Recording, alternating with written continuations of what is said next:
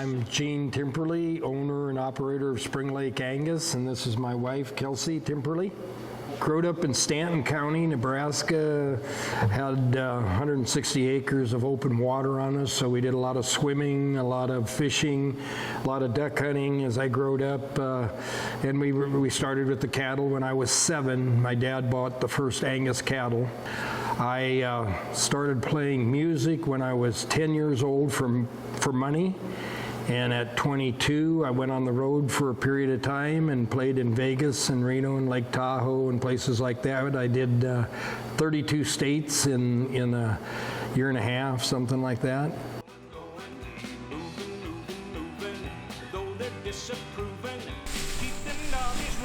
Well, these are all this last year's heifers. So these are heifers that we're keeping for next year. They've been bred, we synchronized them and we bred first time around everything that we thought the pedigrees would work were AI to 77.5. The pedigrees is what we go by. We don't go by EPDs, we go by pedigrees. And we like to keep it. The last heifer we sold in Denver went back to 707 99 times. We've always just stayed with very well proven bulls. There's some Shoshone Viking heifers in here, 775 heifers in here. It's just a lot of old Angus, Aberdeen Angus cattle is what we believe in.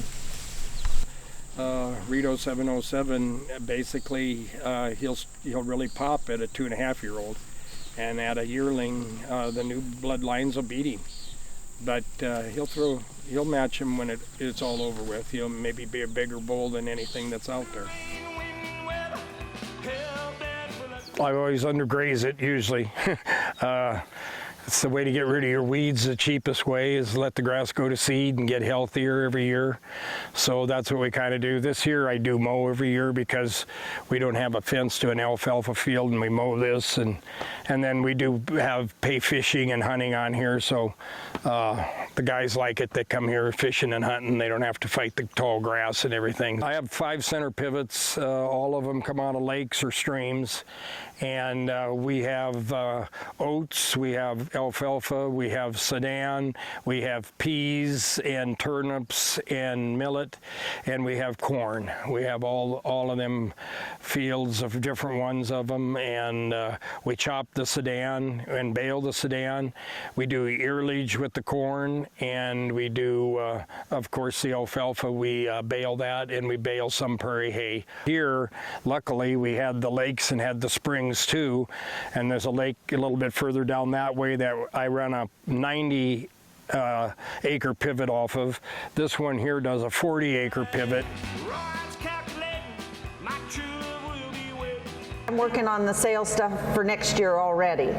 I usually start right after we get cows to pasture, and I know what calves we have and what we think will be working for the sale. I gather blood or hair and get all the DNA done before we even bring them in for preconditioning. Preconditioning is when we really decide which ones we're going to go ahead and put on the sale. We just decided that it would be smart to build our own sale barn, and Gene took over from there. People started wanting to have weddings here, and we've had funerals, weddings, you name it. Birthday parties, Christmas parties. Yeah, all kinds of things now. When we have bands here in the winter, probably about every other weekend, live music played. Designed it a lot like, from my experience of working in Vegas and Reno and those places where you have your banquet room and then everything is behind the banquet room. So the auctioneer's booth is behind the big room, the kitchen's behind the big room, and the bathrooms are all behind the big room. And basically learned that from my playing days so that nothing interrupts the people out in the front. Market our own beef. We use a lot of it here in the center on event nights. I have the grill going, and we have steaks and burgers on the grill. We also, our daughter got her own little diner, and she uses all our beef, and we market it as Nebraska, grown, homegrown, drug-free, all natural.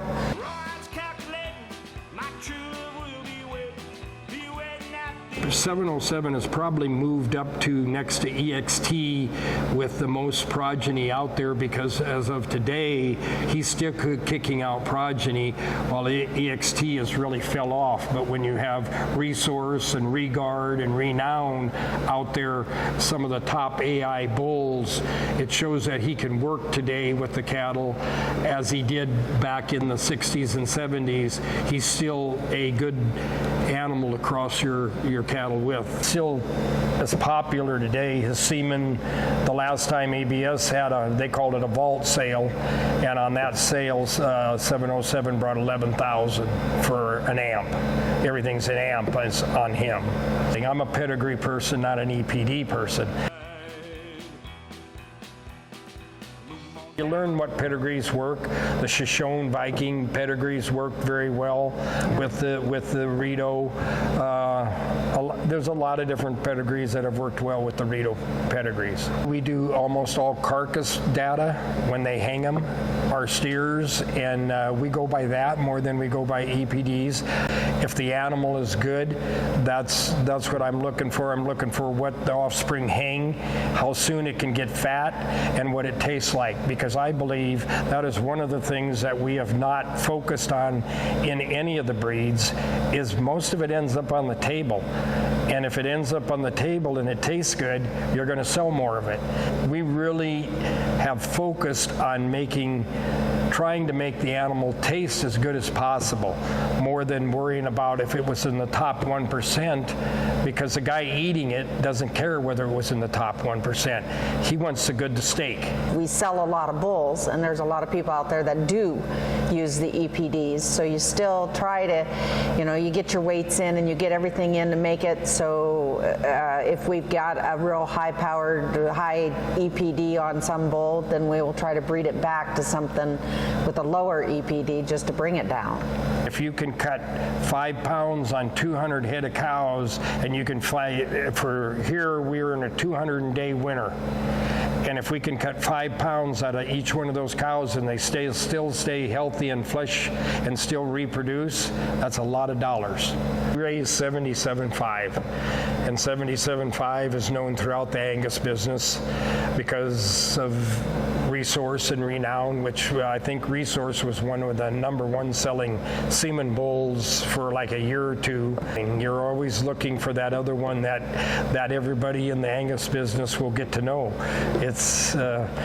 That's what keeps you in the registered Angus cattle business, is you're always looking for that next great one. So we try to stay pretty tight with our pedigree, and then we go out and we try to find cattle that will make them better. And that's just something you do your entire life. You're always shooting for that. We do a full year guarantee, a full season. So we do basically about a 5-month period is what we will do with people. Our bulls are guaranteed for that first season. 62 years we've been selling registered Angus cattle. So we went into 3 generations of selling bulls to them. There's actually places where you go to deliver cattle and they look like your cattle because they're so bred by your bulls and they buy your females. Customers that just call us and say, bring me a bull.